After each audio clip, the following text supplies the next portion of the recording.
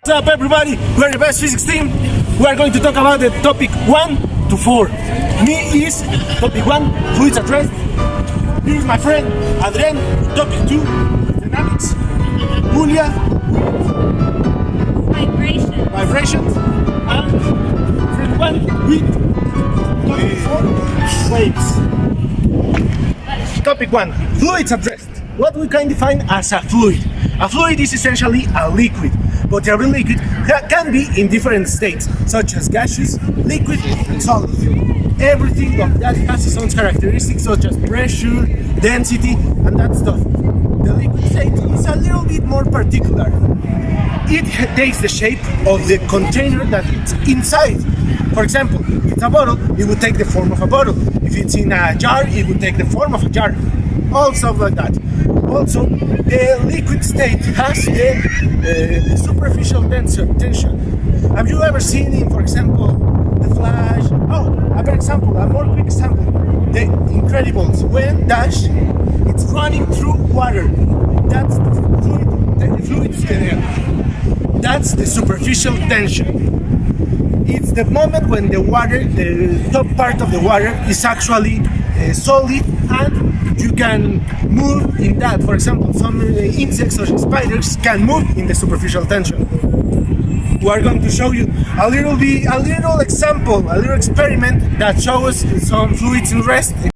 Here we're showing to you how the difference of densities between two liquids will make an strange or curious effect that even when we are shaking the liquids together, they are not combining.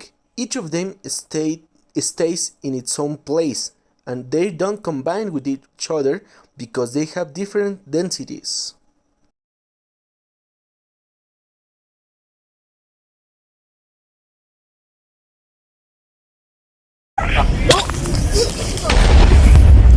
So, the fluid dynamics. Volume flow rate. Volume of fluid that passes through a closed concrete of a period of time. It can expressed in terms of the fluid speed and the cross-sectional area. Fluid speed change in the area at which passing through the changes. Water. Now we're gonna show you a little experiment. Here we are showing to you that even with fluids with different densities are together, that will not affect the flow rate between them because all is in the volume, not in the densities of both liquids. Por favor, banéenme ese niño prieto. Now we're going to talk about topic 3, vibrations. A vibration is an oscillation of a liquid or an elastic solid whose balance has been disturbed. And with this, we're going to proceed with the experiments with my friend Erick. Besides what you could think, waves are not the only thing that we could measure with frequency. There are more interesting things that we can measure. For example, a spring. We can know the frequency of the retraction force of the spring because when you pull a spring, it will return and will do this movement. When you have a pendulum, it will do this movement, and that is also frequency. And which is a better example of a pendulum than a scorpion's harpoon from Mortal Kombat. So here we have at least 70 centimeters of rope with a pendulum of 200 grams. To measure the frequency of a pendulum, we have to know the length, the weight, and that's all we need. This is the pendulum. Just this. This is everything we need. So, let's start. Calculate the frequency of a pendulum. Well, this pendulum has a length of 70 centimeters, which is equal to 0.7 meters. And we have to consider gravity to calculate frequency, which is 9.81 meters over second square. And this is the formula for frequency, which is F is equal to 1 over 2 pi times the square root of G over L. We just substitute.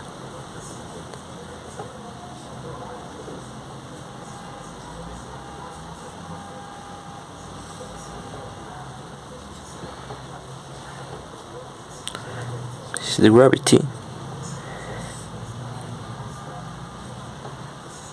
This is the length. This will be equal to 0.5 hertz, and that's all.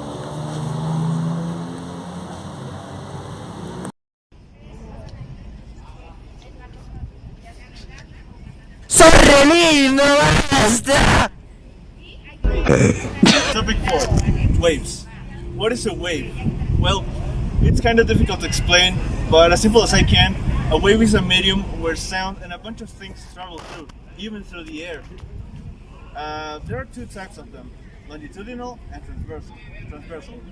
Also, there are some types of them, just like seismic, like the earthquakes, you know? Another example is a bit of the heart. And next, we got an experiment for you. Here you can see a string oscillating at different frequencies.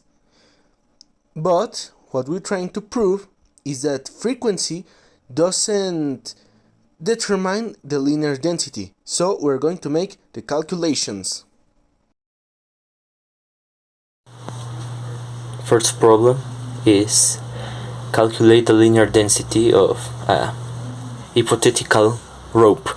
Let's say it has a length of 56.5 centimeters, which is equal to 0.565 meters, and a mass of 0.5 grams. It's equal to 5 times 10 to the minus 4 grams. To calculate the linear density, we will use a formula that is mu is equal to m over L. So we will have to just substitute.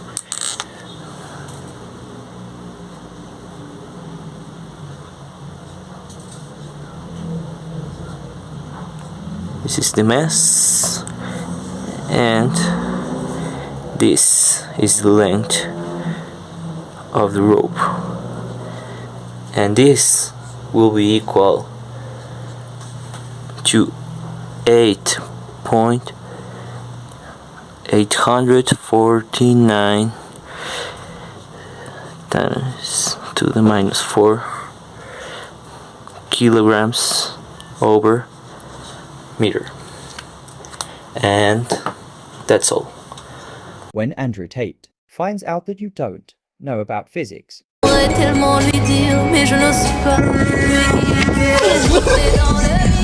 5. Sound. We can define sound as a compound of vibrations that we can measure in frequency, but also it has its own intensity and its own speed according to the media it's moving, such as the air, water, tubes, stuff like that.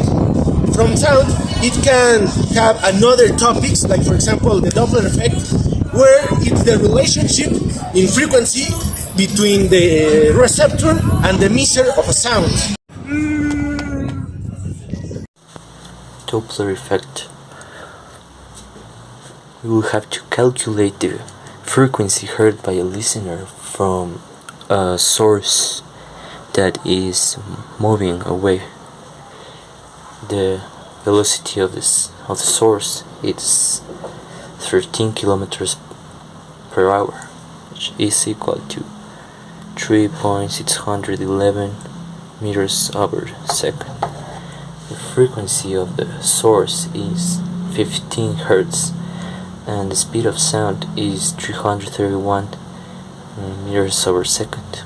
We will use this formula, which is the frequency heard by the listener is equal to the speed of sound multiplied by the frequency of the source over the speed of sound and the velocity of the source. So we will substitute